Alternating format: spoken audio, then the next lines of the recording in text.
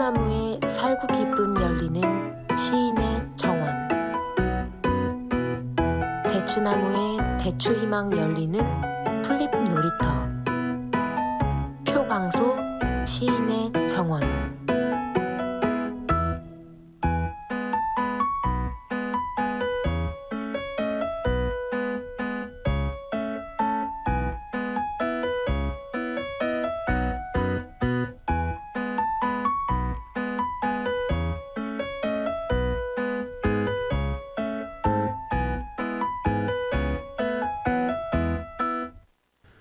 (1592년 6월 3일) 맑음.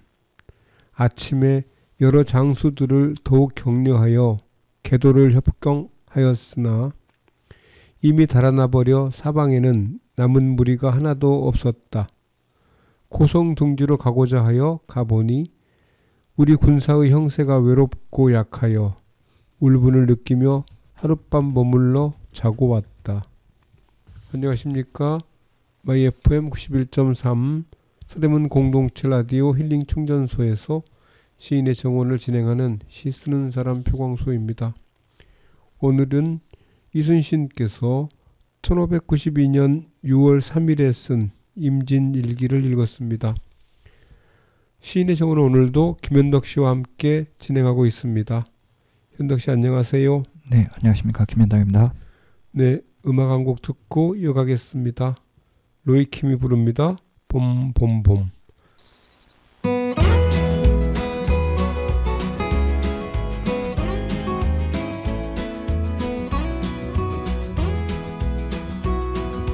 봄봄봄 봄이 왔네요. 우리가 처음 만났던 그때 향기 그대로, 그때가 앉아 있었던 그 벤치 옆에 나무도 아직도 남아있네요. 살아가다 보면 잊혀질 거라 했지만 그 말을 하며 안 될 거란 걸 알고 있었어. 그대여 너를 처음 본 순간 나는 바로 알았지.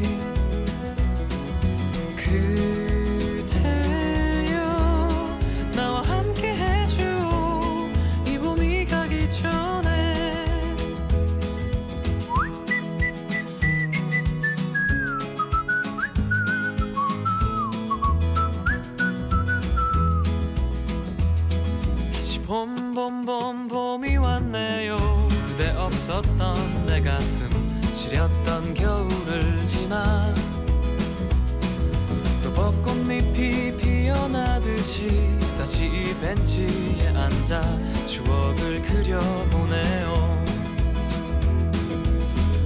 사랑하다 보면 무뎌질 때도 있지만 그 시간마저 사랑이란 걸 이제 알았어. 그대여 너를 처음 본 순간 나는 바로 알았지. 그대여 나와 함께 해줘 이 봄이 가기 전에.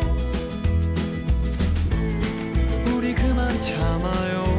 이제 더 이상은 망설이지 마요. 아팠던 날들은 이제 뒤로 하고 말할 거예요.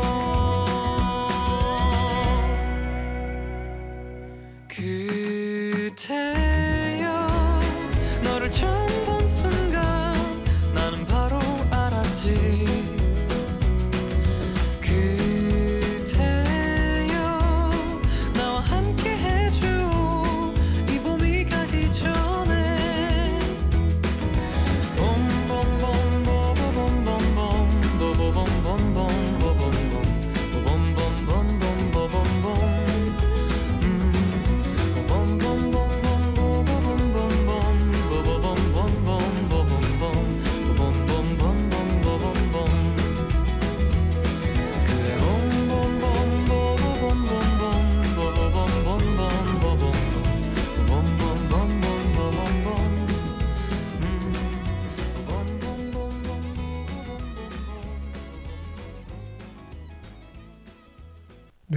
임진왜란이 일어났을 때 조선의 백성들은 어떻게 살았을까 하는 것이 궁금한데요. 그것을 소개하는 직접적인 테스트를 제가 아직 발견하지 못했고 대다수 농민이었기 때문에 농민들이 가뭄이라든가 그 어떤 태풍 또는 그 아주 자연재해를 만났을 때 그 어떻게 사는지를 알 수 있는 그 책이 있어서 지난주부터 읽고 있는데요. 펄벅의 돼지입니다. 오늘 또 그 지난주에 이어서 돼지를 읽어보려고 합니다. 대문을 꼭 닫고 자물쇠를 잠그는 것밖에 할 일은 없었다. 옷은 있는 대로 죄다 꺼내 입었다. 오라는 두 아들 손에 그들의 밥공기와 젓가락을 쥐어주었다. 그들은 밥을 금방 기다리기나 하는 것처럼 그것들을 꼭 붙들고 걸었다. 이렇게 하여 그들은 출발했다. 이 초라한 일행은 하도 느리게 걸음을 옮겼기 때문에 언제 성내에 닿을는지 아득했다. 왕농은 딸을 안고 걷다가 노인이 걷지 못해 넘어질 듯이 보이자 딸을 오란에게 넘겨주고 아버지를 업었다. 말라빠진 늙은이의 몸은 바람처럼 가벼웠는데도 왕농은 비틀거렸다. 그들은 묵묵히 사당 앞을 지났다. 두 지신인 무엇이 지나도 아랑곳 없이 태연히 앉아 있었다. 살을 애는 듯한 바람이 부는데도 새약할 대로 새약해진 왕농은 후줄근히 땀을 흘렸다. 그들은 쉴 줄 모르는 찬바람을 안고 걸었으며 두 아들은 추위에 울부짖었다. 왕농은 그들을 달래며 말했다. 너희들은 다 컸지 않니? 그리고 남쪽으로 가는 길손이란다. 남쪽에 가면 날씨도 따뜻하고 날마다 먹을 것이 있어. 우리 모두가 하얀 쌀밥을 먹게 돼. 조금 걷고는 쉬고 걷다가 또 쉬고 하면서 그럭저럭 성문까지 다다랐다. 이곳의 시원함을 즐긴 때도 있었건만 지금은 마치 양쪽 벼랑에서 얼음물이 쏟아지는 것처럼 한겨울의 찬바람이 무서운 기세로 이 통로에 휘몰아쳐 왕농은 이를 악물지 않을 수 없었다. 발밑 진구렁은 칼날 같은 얼음 끝을 내밀어 아이들은 걸을 수가 없었다. 딸을 아는 오라는 자기 발을 옮기는 것이 고작이었다. 왕농은 비척거리는 다리로 아버지를 먼저 업어다 놓고 되돌아와서 두 아이를 하나씩 들어 옮겼다. 겨우 그것이 끝났을 때는 땀이 비오듯 하고 힘이 다해 그는 오래도록 축축한 성벽에 기대어 쉬었다. 그는 눈을 감고 숨을 헐떡였다. 그의 가족은 추위에 떨면서 그의 주위에서 그를 지켜보았다. 육고 황부잣집 대문 앞에 다다랐다. 문이 굳게 닫혀 있었고 양쪽에 있는 돌사자는 잿빛이 되어 바람에 시달리고 있었다. 문 앞에는 초라한 꼴을 한 남녀들이 웅크리고 앉아 잠긴 대문을 무엇을 바라는 듯한 눈으로 바라보고 있었다. 왕농의 비참한 일행이 지나갈 때 그중 한 사람이 갈라진 목소리로 소리쳤다. 부자놈들의 마음은 신들의 마음같이 무정해. 그놈들은 아직도 먹고 남아 술까지 빚고 있어. 젠장, 우리는 굶어 죽을 판국인데.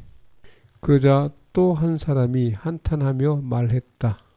내가 조금만 힘이 있다면 이 대문짝에다 불을 지르고 이 집안채까지 모조리 부질러 버리고 말 텐데 내가 타 죽는 한이 있더라도 말이야. 이놈의 현관의 종상들은 지옥에 떨어졌을 거야. 그러나 왕농은 그들에게 아무런 대꾸도 하지 않고 묵묵히 남쪽으로 발걸음을 옮겼다. 네, 음악 한 곡 듣고 이어가겠습니다. BMK가 부릅니다. 꽃피는 봄이 오면.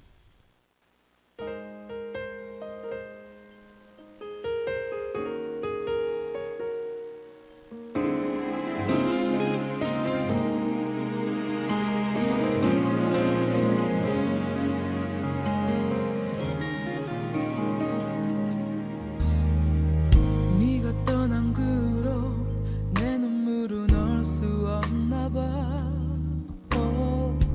어렵고 싶어도 다시 흐른 눈물 때문에 널 잃은 내 슬픔에 세상이 얼어도 날 희서 미움이 날 핥혀도 뿌리 깊은 사랑은 이젠 떼어낼 수 없나 봐. 처음부터 넌 내 몸과 한 몸이었던 것처럼 그 어떤 사랑조차 꿈도 못 꾸고 이내 널 그리고 또 원하고 난 네 이름만 부르짖는데 다시 돌아올까 네가 내 곁으로 올까 믿을 수가 없는데 믿어주면 우린 너무 사랑아 지난 날처럼 사랑하게 될까 그때의 맘과 똑같을까 계절처럼 돌고 돌아 다시 꽃피는 봄이 오면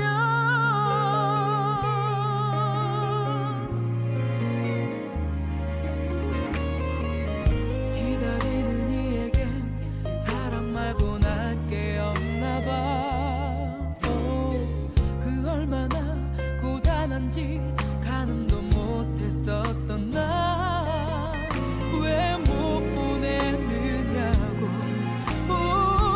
왜 우냐고 자꾸 날 꾸짖고 날 탓하고 또 그래도 난 너를 못 잊어 다시 돌아올까 네가 내 곁으로 올까 믿을 수가 없는데 믿어주면 우린 너무 사랑아 지난 날처럼 사랑하게 될까 그때의 맘과 똑같을까 계절처럼 돌고 돌아 다시 꽃피는 봄이 오면 참 모질었던 삶이었지만 늘 회피했던 맘이지만 그래도 너 있어 눈부셨어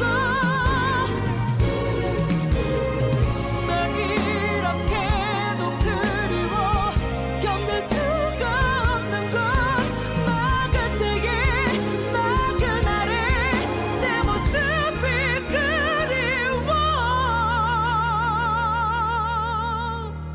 시간에게 속아 다른 누굴 허락하고 다른 누군가에게 기대 서로 묻고 산다고 해도 나 기억해줘 한순간이지만 우리가 사랑했다는 걸 너와 나는 사랑은 참 삶보다 짧지만 내 초록 속에 사는 사랑이 영원할 테니까 꼭 찰나가 다 찬란했던 그 봄날을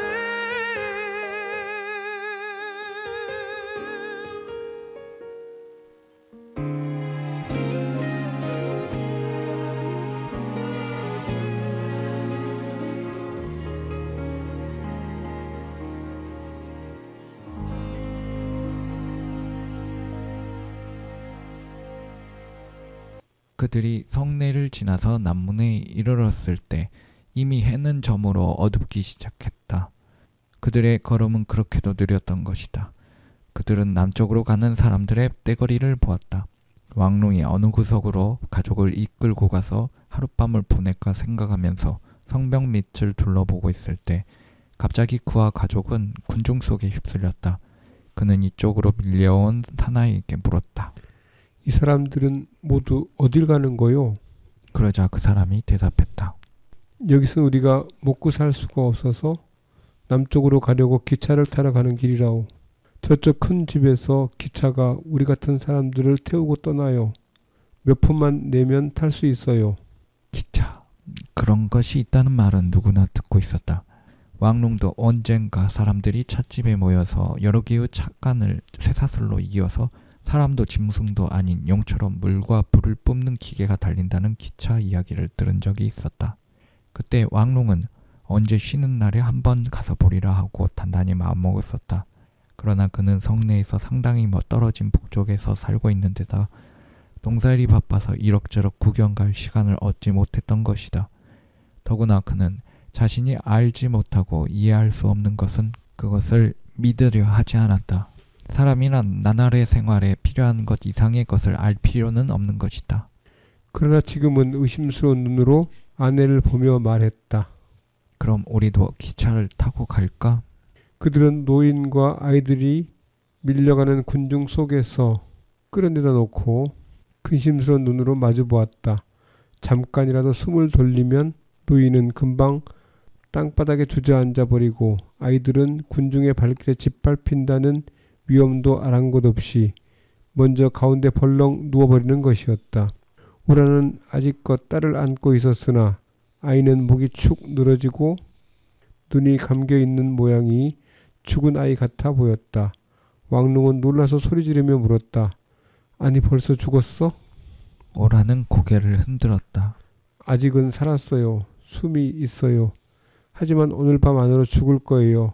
우리도 다 죽겠어요. 더 말할 기운이 없다는 듯이 그녀는 지치고 초췌한 얼굴로 남편을 쳐다보았다.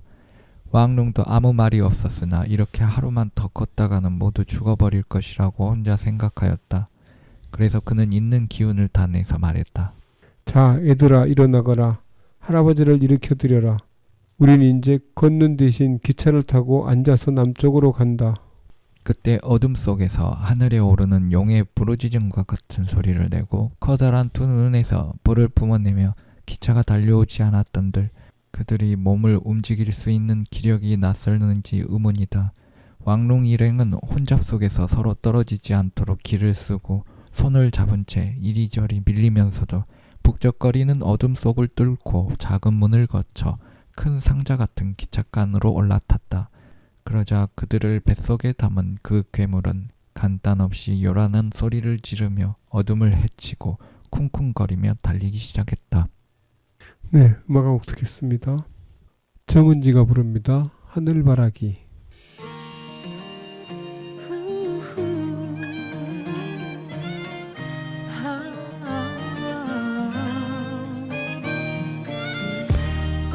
꽃잎이 내 맘을 흔들고 꽃잎이 내 눈을 적시고 아름다운 기억 푸른 하늘만 바라본다.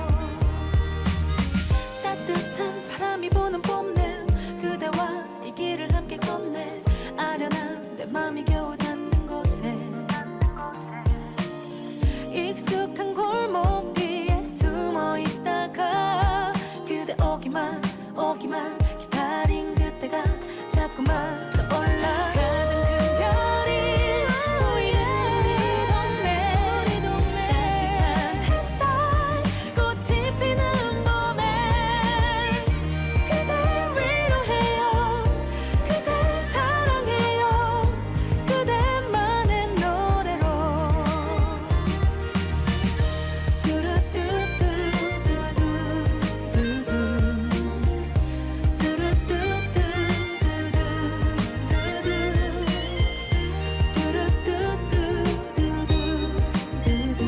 하늘바라기 하늘만 멍하니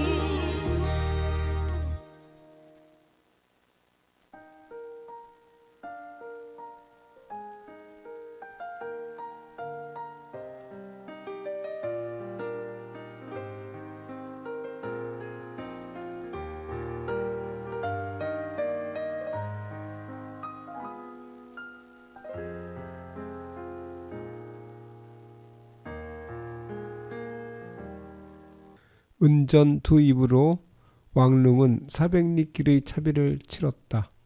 차장은 그에게서 은전을 받고 한 줌의 동전을 거슬러 주었다.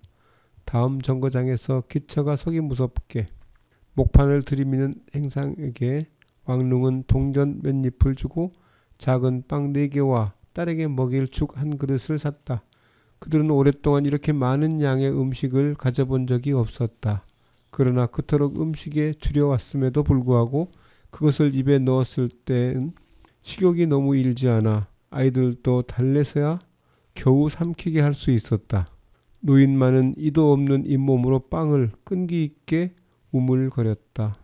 사람이란 그저 먹어야 하느니 하고 그는 기차가 흔들릴 때마다 그에게 부딪히는 사람들에게 매우 다정스럽게 웃음 섞인 말을 건네는 것이었다. 하도 오래 먹지 못해서 내 밥통이 게을러진 모양이야. 그래도 상관이 없지. 어쨌든 채워는 줘야지. 밥통이 움직이려 들지 않는다고 내가 굶어 죽을 순 없지. 턱에 하얀 소염이 듬성듬성 난 이 자그마한 말라빠진 노인이 빙글거리는 것을 보고 사람들은 웃음을 터뜨렸다. 그러나 왕릉은 먹을 것을 사는데 동전을 다 써버리지는 않았다. 될 수 있는 대로 아껴서 남쪽에 도착하여 움막이라도 지을 때 쓸 거적을 사려고 했다. 기찻간에는 전에 남쪽에 가본 일이 있는 사람들도 있었다. 어떤 사람들은 해마다 남쪽의 큰 도시에 가서 일하거나 구걸하여 먹을 것을 벌었다고도 했다. 왕릉은 그가 타고 있는 기차에 익숙해지고 또 화착한 틈으로 내다보이는 휙휙 지나가는 놀라운 광경에 익숙해지자 사람들의 말에 귀를 기울였다. 그들은 다른 사람들이 모르는 고장의 사정을 자랑삼아 큰 소리로 떠들어대었다. 우선 거적을 6장 사야 합죠. 낙타 주둥이같이 늘어진 입을 가진 험상궂게 생긴 사나이가 말했다. 한 장에 둥진 2닙만 내면 살 수 있는데 3닙 내라고 할 겁니다. 3닙 내면 그만치 손해로 보는 게 아니겠소. 하지만 나는 그 사람들을 잘 알고 있기 때문에 그대들 속임수에 넘어가지 않습죠. 상대가 부자라도 나를 얕보지 못해요. 이렇게 말하고 그는 사람들이 감탄하는 것을 보려고 고개를 쑥 빼고 둘러보았다. 그러고는 어떻게 하오? 왕릉은 다음을 재촉해 물었다. 그는 걸터 앉을 곳도 없는 마룻바닥에 엉덩이를 대고 주저앉아 있었다. 마룻바닥 틈으로 바람이 먼지를 휘몰고 들어왔다. 그러고 설랑은 그 사나이는 언성을 더 한층 높여 말을 이었다. 굴러가는 쇠바퀴 소리가 시끄러웠기 때문이다. 그러고 설랑은 그 거적들을 얽어매어 움막을 만드는 거요. 그리고 구걸하러 나가는 거죠. 구걸 나갈 때랑 얼굴에 더러운 칠을 해서 될 수 있는 대로 불쌍하게 보여야 하오.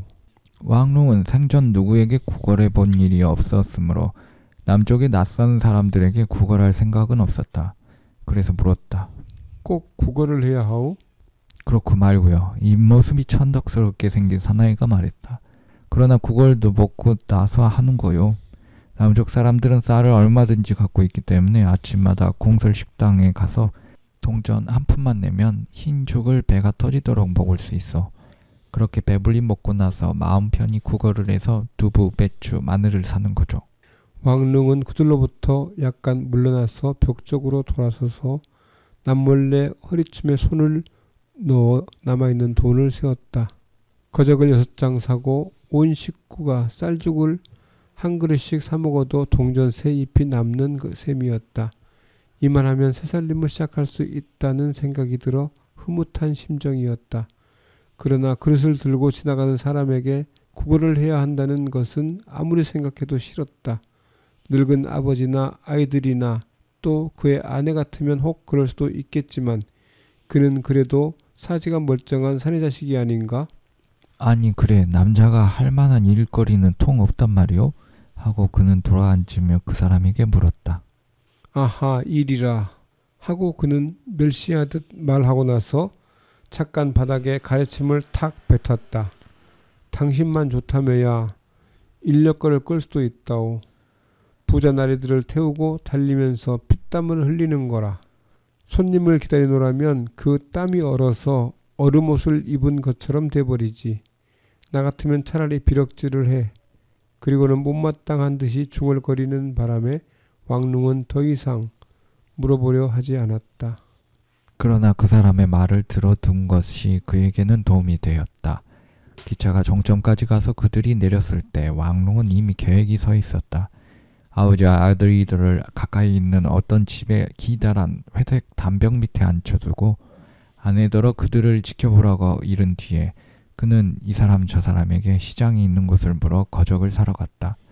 그런데 이 남쪽 사람들의 말씨가 어찌나 호들갑스러운지 처음에는 그들의 말을 거의 알아들을 수가 없어서 몇 번씩 다시 물어보면 이번엔 상대편에서 알아듣지 못하고 짜증을 내었다. 그래서 그는 물어보려고 마음먹은 사람의 얼굴을 살펴보아 되도록 친절한 듯한 사람을 고르기로 작정했다. 남쪽 사람들은 성미가 급하고 화를 잘 냈다. 마침내 변두리에 거적 파는 가게를 찾아내었다. 그는 물건값을 잘 알고 있는 사람처럼 동전을 척 내놓고 거적 두루마리를 집어들고 돌아왔다. 식구들을 남겨둔 곳으로 돌아오니 그들은 그를 기다리고 있었다. 아이들은 아버지의 얼굴을 보자 마음을 놓고 울음을 터뜨렸다. 식구들은 모두 이 낯선 고장이 두려운 모양이었다. 그러나 늙은이만은 호기심에 찬 눈으로 모든 것을 둘러보았다. 그리고 왕릉에게 이렇게 말을 건넸다. 저 봐라 참 모두 살이 저렇게 찌지 않았느냐. 남쪽 사람들은 살결도 곱고 윤기가 흘러 보나마나 그들은 매일같이 돼지고기를 먹을 게다. 그러나 행인들은 왕릉이나 그 가족들을 아랑곳하지 않았다. 그들은 모두 한눈 팔지 않고 거리를 분주하게 오가며 거지 같은 것은 거들떠 보지도 않았다. 이따금 건축용 벽돌을 넣은 바구니와 커다란 곡식 부대를 등에 얹은 당나귀 떼들이 그 작은 발로 네모난 돌을 밟으며 지나갔다. 당나귀 떼마다 맨 뒤의 한 필에는 마부가 타고 그 마부는 당나귀 등 위로 채찍을 휙휙 휘두르며 큰 소리를 질렀다. 왕릉은 곁을 지나가는 마부들은 모두 그를 멸시한 듯한 거만한 눈으로 보았다. 길가에 서 있는 이 조그마한 집단 곁을 지나갈 때 초라한 노동복을 걸친 마부들은 어떤 귀공자 못지않게 거드름을 부리면 것이었다. 그들은 왕릉이나 그 식구들의 모양새로 보아 그들이 지독한 촌뜨기라는 것을 알아차리고 그 앞을 지날 때마다 일부러 익살스럽게 그들의 머리 위로 채찍을 휘둘러 휙휙 소리를 내고 공기를 찢는 날카로운 채찍 소리에 깜짝깜짝 놀라는 것을 보고 재미나는 듯이 낄낄 웃었다.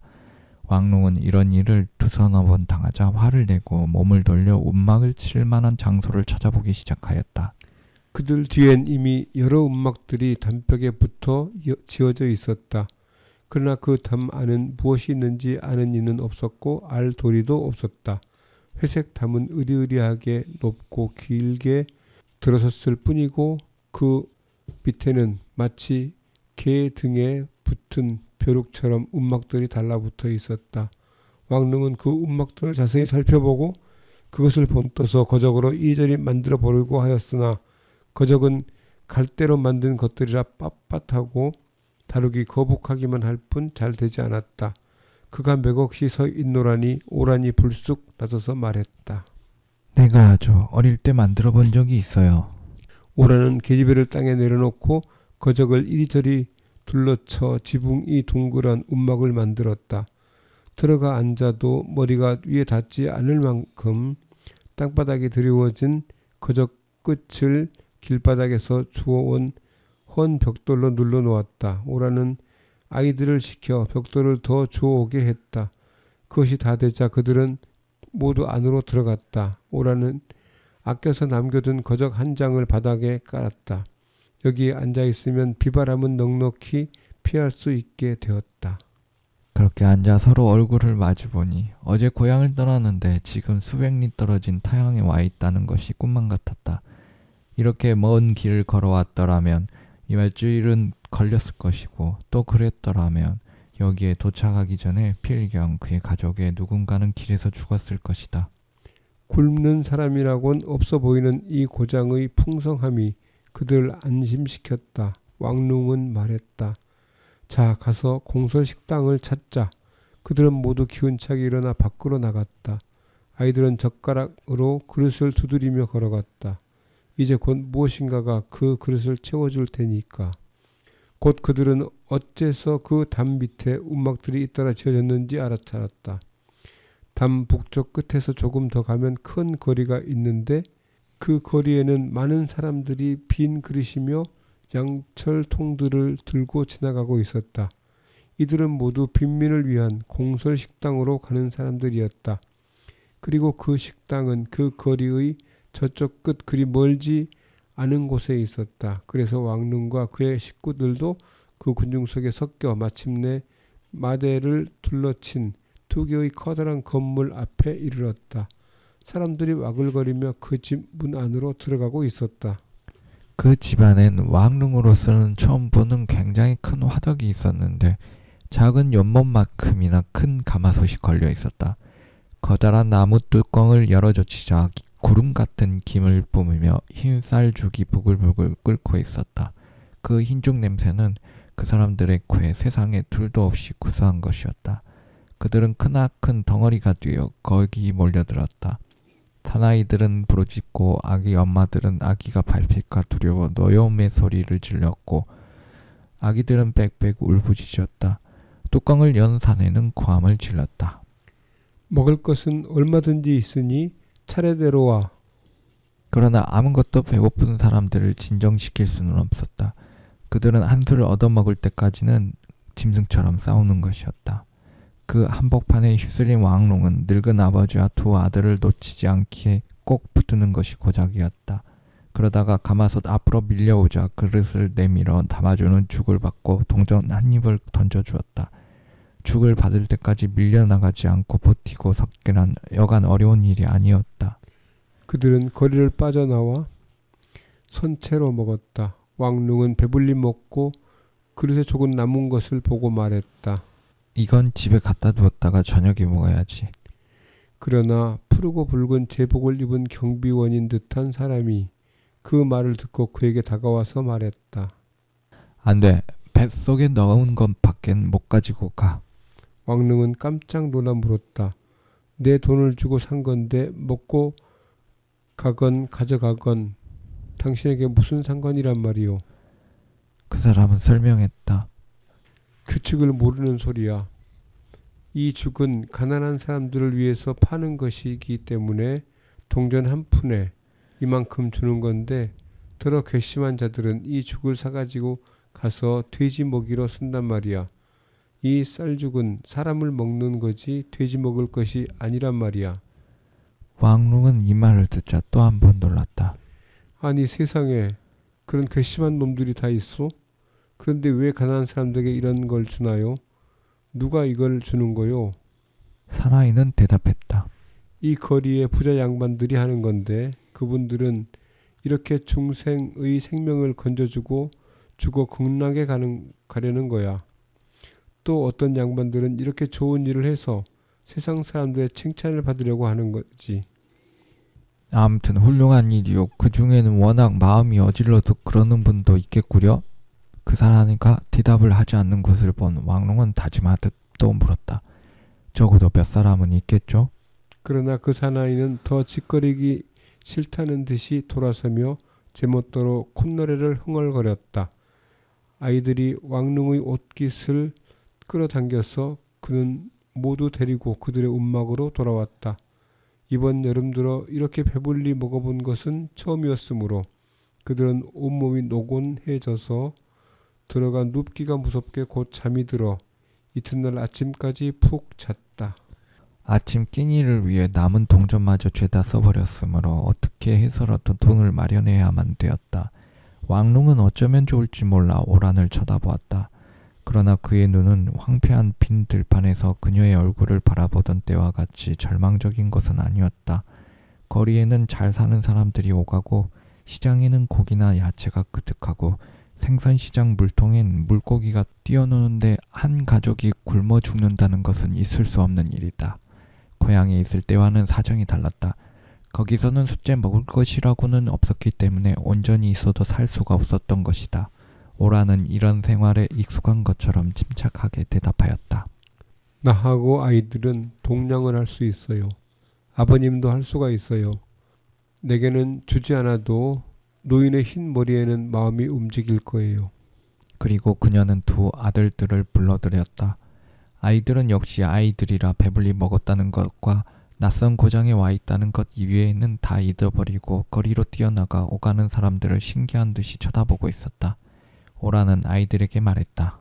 이제 그릇을 하나씩 들어라. 이렇게 드는 거야. 그리고 이렇게 외쳐.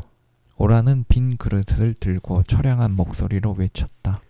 적선합시오 나리님. 적선합시오 마나님. 내 생을 위해서 적선하십시오. 배고픈 아이를 도와주십시오. 한 푼 주십시오.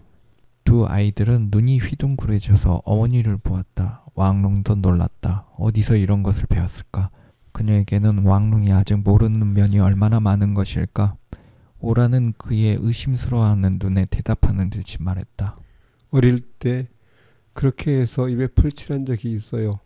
이런 지독한 흉년에 종으로 팔려갔던 것이지요. 그때까지 자고 있던 노인이 일어났다. 그에게도 구걸할 그릇 하나를 건네주고 넷이서 동냥하러 거리로 나섰다. 오라는 애처로운 소리를 내며 길 가는 사람 앞에 그릇을 내밀었다. 그녀는 딸아이를 맨 가슴에 껴안고 있었다. 잠든 아이의 머리는 엄마가 그릇을 내밀고 다니며 몸을 움직일 때마다 이리저리 흔들거렸다. 오라는 구걸할 때 그 아이를 가리키며 말했다. 한 푼 줍시오. 이 애가 죽어갑니다. 우리는 굶어 죽습니다. 굶어 죽어요. 실상 머리가 축 늘어선 그 아이는 죽은 애처럼 보였다. 마지못해 동전 한 입을 던지고 가는 사람도 덜어 있었다. 그러나 아이들은 얼마 안 가서 구걸을 장난삼아 하는 것이었다. 큰아이는 부끄러워서 싱글거리기까지 하였다. 그것을 본 오라는 그들을 움막 안으로 불러들여 뺨을 호되게 갈기며 윽박질렀다. 굶어 죽는다면서 웃을 수가 있단 말이냐? 정말 굶어 죽을 이 바보 같은 자식들아. 오라는 손이 아프도록 아이들을 때렸다. 아이들은 눈물을 마구 흘리며 엉엉 울었다. 오라는 그들을 도로 밖으로 내쫓으며 말했다. 그런 꼴을 하고 구걸을 해야 해. 다시 웃었단 봐라. 그땐 혼을 내줄 테니. 네, 음악 한 곡 듣겠습니다. 볼빨간 사춘기가 부릅니다. 나만 봄.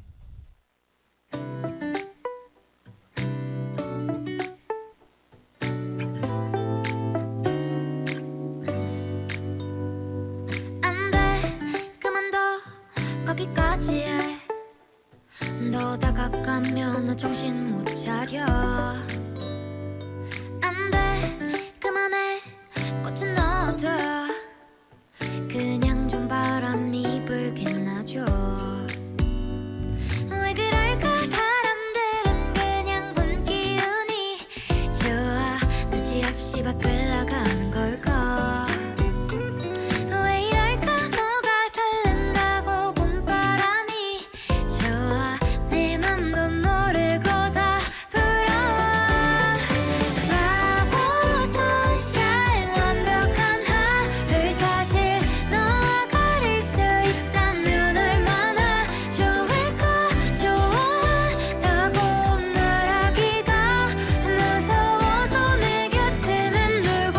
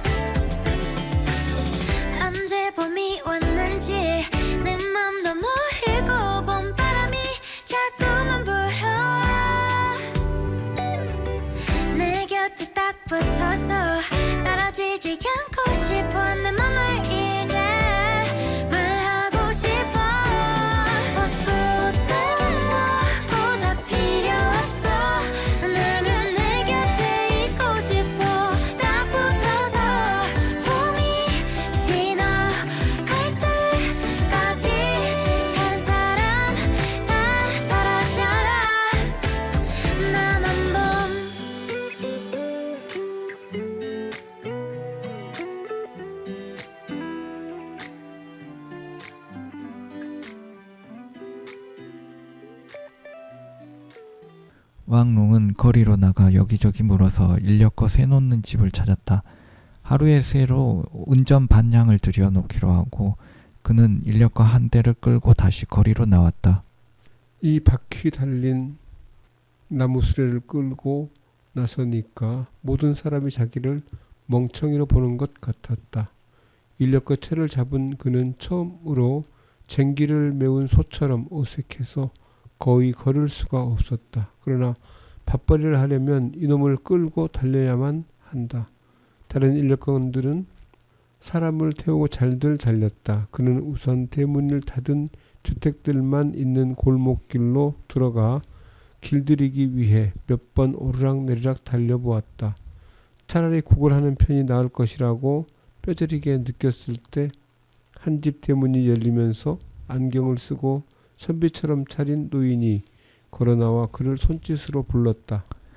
처음에 왕롱은 자기는 난생 처음이어서 달릴 수가 없다고 말했으나 노인은 귀가 먹어 왕롱이 하는 말을 듣지 못하고 손짓으로 앞채를 내리게 하고 올라타 앉았다.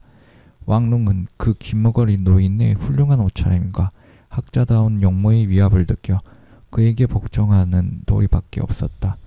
노인은 단정하게 앉아 일렀다. 향교로 가세.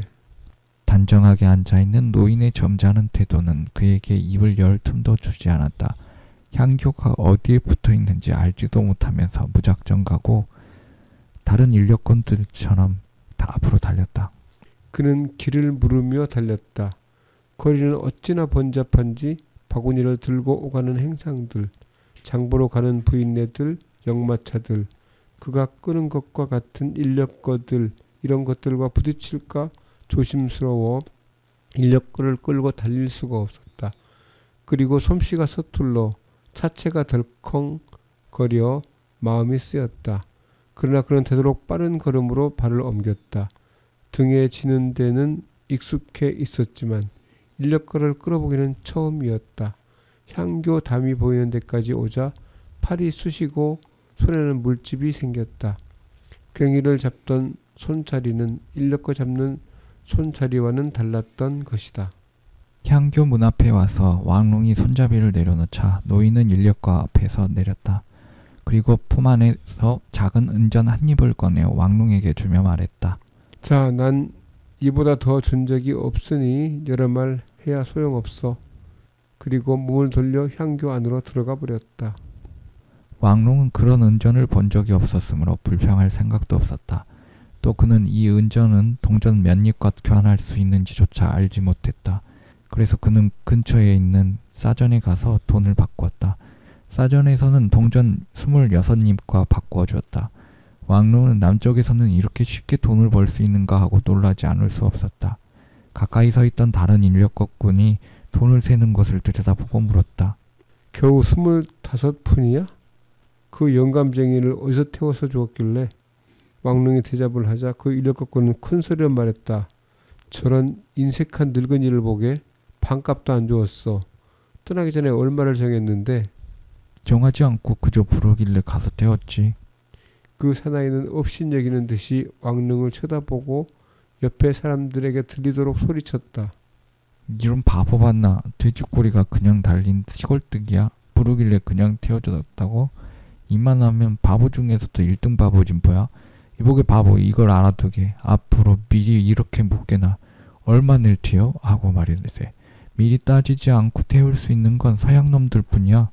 그놈들은 성미는 되게 급하지만 믿고 태울 수 있어. 놈들은 값이라고는 하나도 모르니까. 그러면서 돈을 물쓰듯 하거든. 듣고 있던 사람들은 모두 소리내어 웃었다. 왕릉은 아무 말도 하지 않았다. 이 남쪽 도시 사람들 틈에서 살아가려니까 아무것도 몰라 정말 몸이 오그라든다고 생각했다. 그는 아무 말 않고 인력거를 끌고 가버렸다. 그래도 이만하면 내일 아이들 밥거리는 되었어. 그는 마음속으로 어깨를 으쓱했다. 문득 저녁에 인력거 세를 내야 한다는 일이 생각났다. 그러면 아직 반도 되지 않은 셈이었다. 그는 아침 나절에 또 한 사람 손님을 태웠다. 이 손님과는 미리 값을 따지고 갔다. 오후에 손님 2사람이 있었다. 그러나 밤이 되어 돈을 전부 세어보니 인력거 세를 내놓고 겨우 동전 한 잎을 번 셈이었다. 고향에서 추수할 때 밭에서 종일토록 일한 것보다 더 고된 일을 하고도 겨우 동전 한 잎밖에 벌지 못했다고 생각하니 한심하기 짝이 없었다. 움막으로 돌아가는 그의 마음에는 고향에 있는 그의 땅 생각이 북받쳐 올랐다. 진귀한 체험을 한 이 하루 동안 고향 땅 생각을 한 번도 떠올리지 않았으나 지금 생각하니 몹시도 먼 곳이기도 하지만 거기에는 그를 기다리는 그의 땅이 있는 것이다. 오라는 그냥 동양에서 엽전 40입을 벌었다. 그것은 동전 5입이 채 못되는 것이었다. 큰아들은 8입, 작은아들은 13입을 벌었다. 모두 합치면 내일 아침 먹을 쌀값은 충분했다. 그것을 합치려 할 때 작은아들은 자기가 번 돈이라고 안 내놓겠다고 떼를 썼다. 그리고 밤에 잘 때도 그것을 쥐고 잤고 이튿날 아침 쌀값을 치를 때 비로소 자기 몫으로 내놓았다. 왕릉의 아버지는 한 푼도 벌지 못했다. 온종일 하라는 대로 길가에 앉아 있기는 했으나 그는 구걸하지는 않았다. 그저 잠이 들었다 깨어났다 하며 지나가는 이들을 바라보다가 지치면 또 잠이나 자고 하였던 것이다. 노인이어서 나무랄 수도 없었다. 빈손으로 돌아왔을 때 그는 이렇게 말했다. 나는 밭을 갈아 씨를 뿌리고 추수해서 밥을 지어 먹었다. 내게는 아들도 있고 손자도 있다. 그는 아들이 있고 손자가 있으니까 당연히 그들이 받들어야 한다고 어린애처럼 믿고 있는 것이었다. 네, 음악 듣겠습니다. 정은지가 부릅니다. 너란 봄.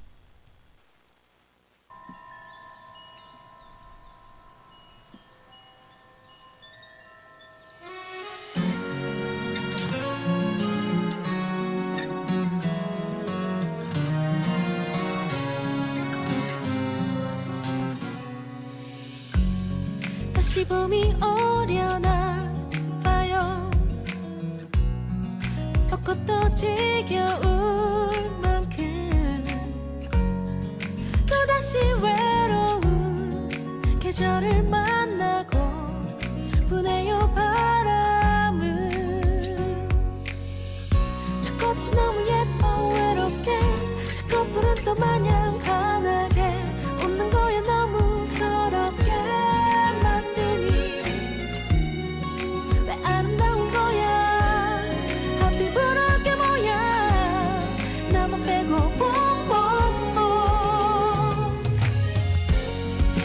봄이 오려나 봐요. 벚꽃도 지겨운 만큼 한밤에 깨어나 너무도 싫은데 또 봄이 오네요. 너란 봄, 봄, 봄, 봄, 너란 놈 어디 있는 거니?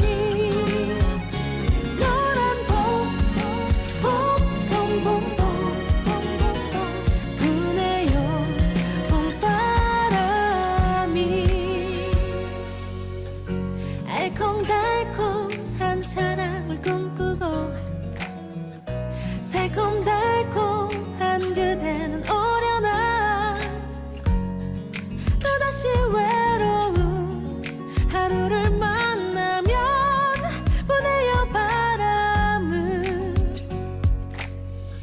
저 꽃이 너무 예뻐 외롭게 저 꽃불은 또 마냥 환하게 웃는 거야 너무 서럽게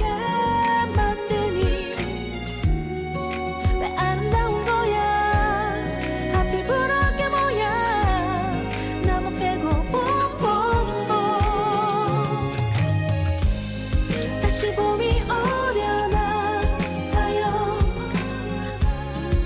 벚꽃도 지겨운 만큼 한밤에 깨어나 너무도 싫은데 또 봄이 오네요. 따뜻한 봄바람이 내 볼을 스치면 얼었던 내 맘에도 봄이 올까요? 사랑일까요? 다시 봄이 오려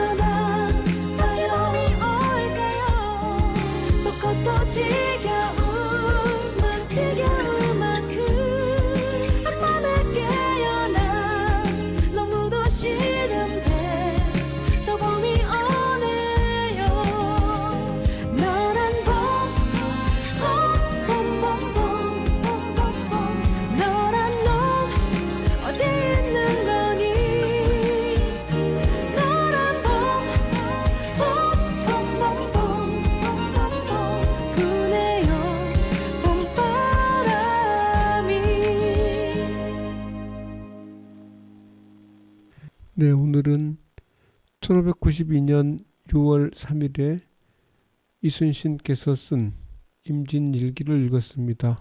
그리고 1900년 초에 그 중국을 배경으로 펄벅이 쓴 대지를 읽었습니다. 오늘 준비한 내용은 여기까지입니다.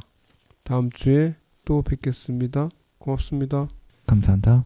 1592년 6월 3일 맑음. 아침에 여러 장수들을 더욱 격려하여 계도를 협공하였으나 이미 달아나 버려 사방에는 남은 무리가 하나도 없었다.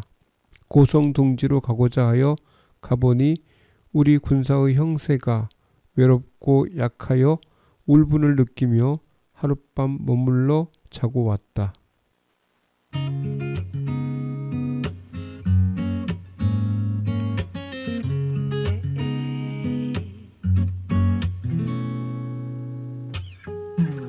꽃이 언제 피는지 그딴 게 뭐가 중요한데 날씨가 언제 풀리는지 그딴 거 알면 뭐 할 건데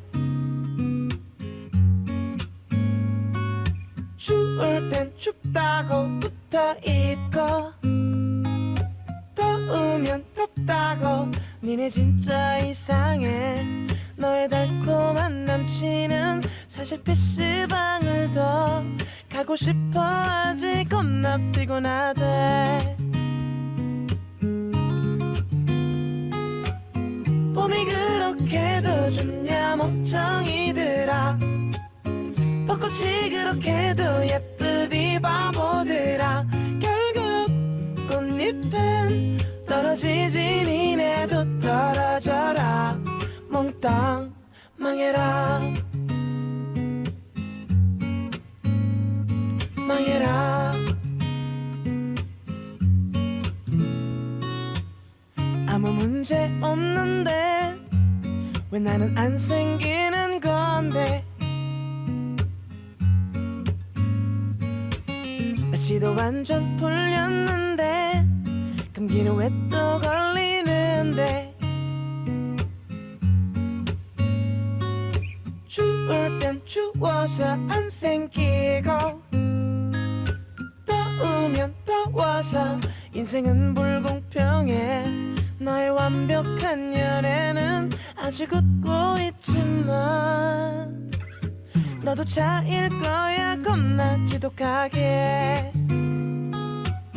봄이 그렇게도 좋냐 멍청이들아 벚꽃이 그렇게도 예쁘디 바보들아 결국 꽃잎은 떨어지지 니네도 떨어져라 몽땅 손잡지 마 팔짱 끼지 마 끌어안지 마 제발 아무것도